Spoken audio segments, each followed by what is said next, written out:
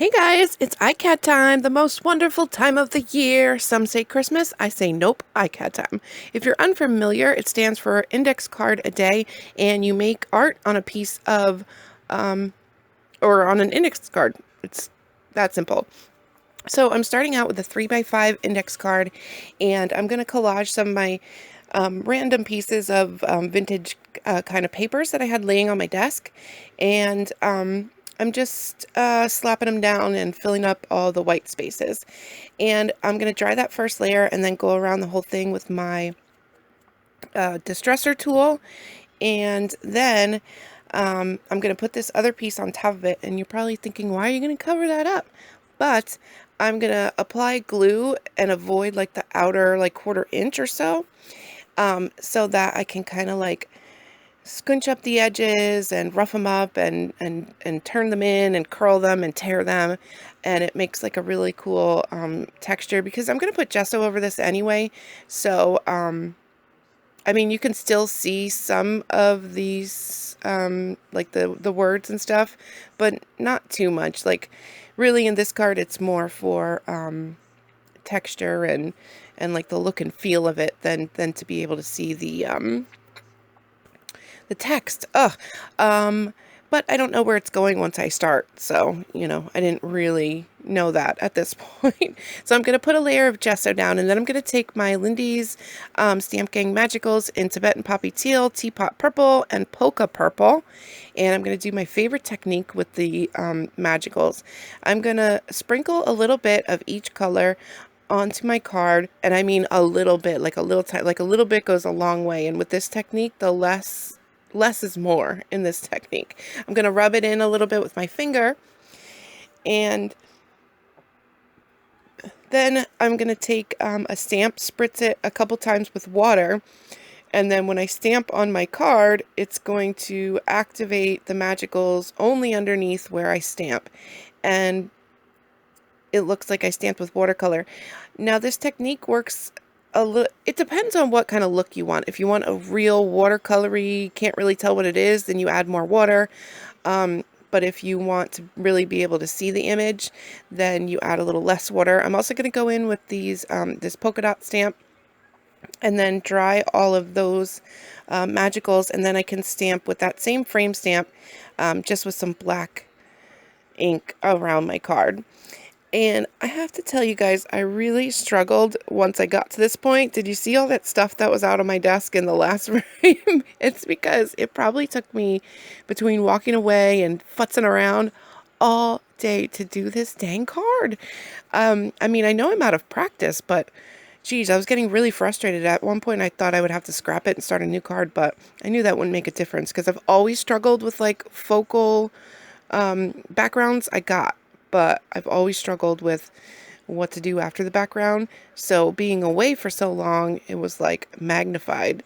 So I'm just gonna, so I decided to keep it simple. I first put down a little piece of a doily, and I applied that with my Collage Page mat, and then I'm gonna apply some masking tape, and it's kind of like a thinner masking tape, but I'm still gonna cut it up into smaller pieces, and I'm just gonna layer that all around my background. And that other piece there, that's, I have a piece of vintage sewing pattern.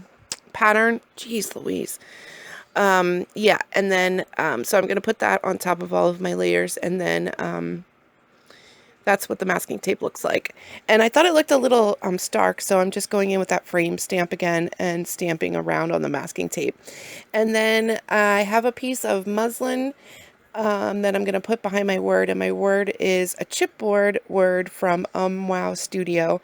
And I'm going to put a little glue on the back of the chipboard word, just a little, and then where that glue kind of like where you could see it behind the muslin, I'm going to put a little glue there too, because I don't want any glue on my muslin that's not behind my word, because I don't like the way that looks.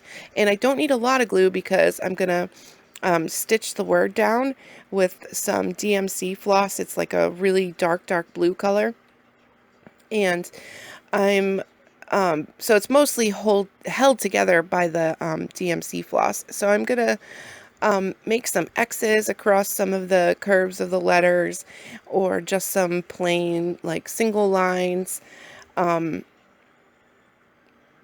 pretty much until I'm happy with kind of the way that it looks. And I had a problem going through all those layers. So I had to use that distressor tool. It has like a cushiony kind of middle to help me push through. And then I'm going to edge my whole card with some black ink. And then I thought it needed a little something more, so I'm going to take this Finnabair stamp called Messy Text and a light gray ink, and I'm going to go all over. I'm going to stamp on my word, on the muslin, on the background, and it's a light gray, and it's kind of dying out, so it's really light gray, so it's a very subtle little touch. And I want to add some of these words from 7 Studio, and every time I would cut like the little edges off, I would put it back on the sticker sheet to get the next phrase, and then I would lose the first phrase. I guess it would fall off, and I found one of them, but I don't know where the other ones got to. I'm sure I'll find them stuck to my cat at some point. Okay, so I'm going to outline my word phrases with a Stabilo Mark-Sol pencil, and then I'm going to activate that with some water.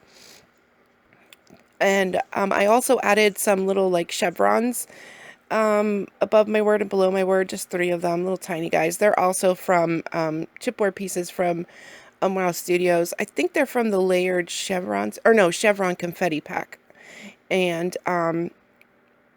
if you're interested in the Explore word, I'll leave the link to UmWow Studio down below, and you could just search Explore and you can find it. So I'm going to take some Baravian blue, and I'm looking at the card now here in the video, and it looks fine to me, but when I was doing it, I thought it needed like a little shadow underneath, so I'm just using that blue color to add a little shadow underneath. It got a little too dark in some spots, so I'm adding like some watered down gesso to lighten it up, but I really could have skipped this step, I think. But yeah. And I'm also going to add some gesso, like highlight areas to the chipboard piece, but it's going to be really, really light. I'm going to add water, and I went around the whole card with some machine stitching, and that's it for my card today. Thank you so much for watching. I feel so happy to be back, and I'm taking it real easy with iCAD. I think it's the perfect little dip my toe in the pool of possibilities kind of thing to get me back going and get my mojo going again. So I'm not going to be too hard on myself with doing a card every day and a video every day. So but yeah, so that's what it is. Leave me a comment down below. Let me know if you're doing iCAD as well. And if we're not following each other on Instagram, you can leave your Instagram handle. That would be awesome too. And mine is at MixedMediaGen. If you're not following me, I'll put that in the description box as well. And yes, thank you guys so much for watching, and I will talk to you soon. Bye-bye, guys.